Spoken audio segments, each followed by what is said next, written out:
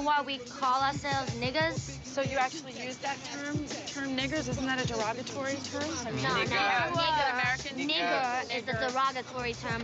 Niggers isn't. The N-word to me, now this is my own self and what I feel, me. I think the N-word is something like pig feet. You know what I mean? We took pig feet. We wasn't supposed to eat anything that any pig offered, but we turned pig feet into a delicacy. So it's the same effect as just on the N-word to me. I'm not sitting up here saying promote the word nigga, but what I'm saying, it is part of our culture, and we took the word nigger to nigga, which now we greet each other as people. So, that's understood. Do I feel like that it shouldn't be said on some certain instances? Of course. You know what I'm saying? I don't think, two white dudes should be saying the word nigga. It didn't come from them, and it derived from them, and it shouldn't come from them. Nigga, please, she was smiling at me, not you. You? That's right. Man, she's way too happening for a nigga like you. And the somebody else that's doing it, it's not just any somebody else. If a black person calls a Mexican a spick, and the Mexican replied by calling them a nigga, it wouldn't be as volatile as it would be if that was a situation between black and white or Mexican and white. But when you take a term that the dominant culture coins and you claim it as your own, and then they use that same term against you, you really don't have a right to complain about it. Frankly, black people were in control of the word, in general. Perhaps we shouldn't even be using it at all, so that it doesn't seem like other people can use it, other races can use it. So, but white people, come on, man. Like, that's not the business right there. So I'm totally against it. I totally think that's wrong. And if whatever needs to be happen to them justly and fairly needs to happen, period. We took something that was said to us and turned it into a hello. You know what I mean? It's like a foreign language. It's a lot of things that we do that we take in, of into a negative, into a positive. And that was one of those things, the word nigga. So will I continue to keep saying what up, my nigga? Of course. So all the niggas out there, be niggas and be good niggas. Does it add to racism? Does it in fact demean? Does it in fact disgrace?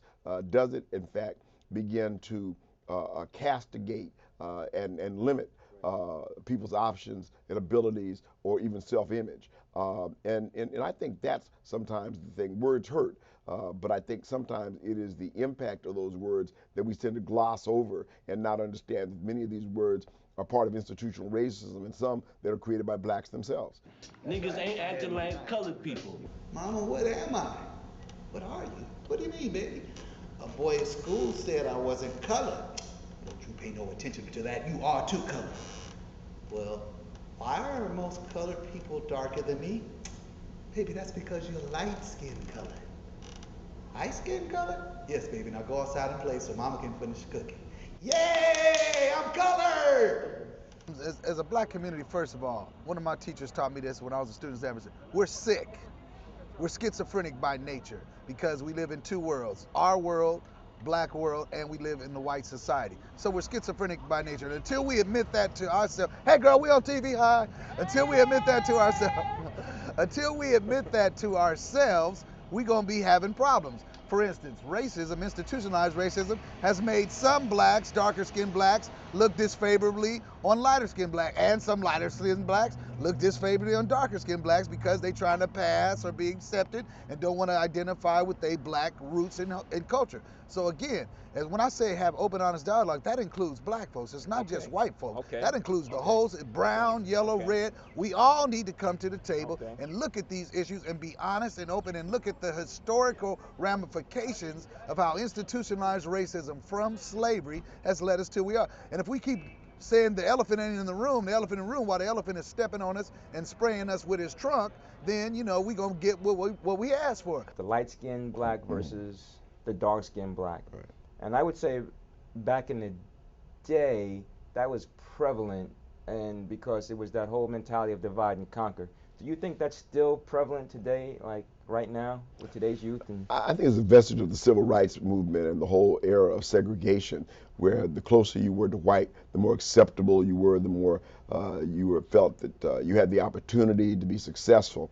And I think that we have moved beyond that. I think that there is still certainly ethnic division, but I don't think color is as much of a defining characteristic as it was, say, 30 years ago. Do you think that black people internalized the brown paper bag test? We still dealing with that today? Yeah. Or that's a dead issue? It's a done deal? I don't think it's ever going to be a done deal until we can look in the mirror, no matter what color we are, no matter what our features look like, and still find beauty. Until we can do that, it's going to always be an issue. The girls on the playground still today, the light-skinned little girls, still have issues with dark-skinned little girls, and vice versa. There's a girl out of New York that did a project similar to this, where she asked a 6-year-old, 2 dolls, a white doll and a black doll, which doll do you like? She picked up the black doll. And they went through a series of questions, and then she asked her, which doll looks more like you?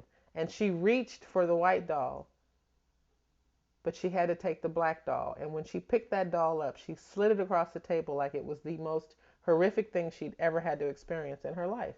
And this is 2006. I mean, it's the old Willie Lynch syndrome, which goes back when the masters would have the house Negro working against the field Negro, so to speak. So all of that has been, and then it's been in our DNA for centuries. You know, the lighter-skinned blacks or the quote-unquote house Negroes would be given more favor as opposed to the field, which Malcolm X so eloquently talks about in Message to the Grassroots. So again, it's all about looking at it historically, looking at the information factually and as objectively as possible. We know race stirs up a lot of emotions, i.e. the whole Kramer incident. Everybody's all pissed off. Well, to me, I think it's great everybody's all pissed off, but they should be more pissed off about what's going on. I applaud Jesse Jackson and them coming forward and say, yeah, let's ban him. But what about this violence and all the bigger issues? I'm glad old boy said what he said. I'm not that mad at it. In fact, I want some more white people to come up and say what's really on their mind. Even when we've had our worst fights, you've never called me nigger. That doesn't mean it never crossed my mind. If you look back on our hair history, you can see the impact of racism. I just don't believe it's fair to judge someone by saying they have good hair. We're all color struck with racism, all of us. Black folk, racism had us bleaching our skin and frying our hair. Darker skinned blacks and lighter skinned blacks for years have been freed, and you heard terms like good hair and all that. What do you feel about all that? Good hair. This is real hair, okay? I'm locked up. I'm gonna stay locked up. As long as they got my brothers locked up, no I'm perm, staying no locked chemicals up. or anything. Do you think when people do fry their hair and all that, is that a way of saying they don't like their natural black hair? Yep. Yes, they're insecure about who they are.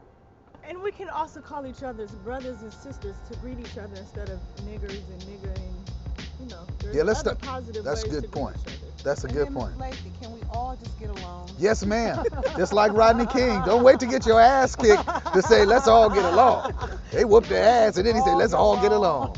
Live here at City Center. Stay tuned. We got more coming up. Don't go nowhere.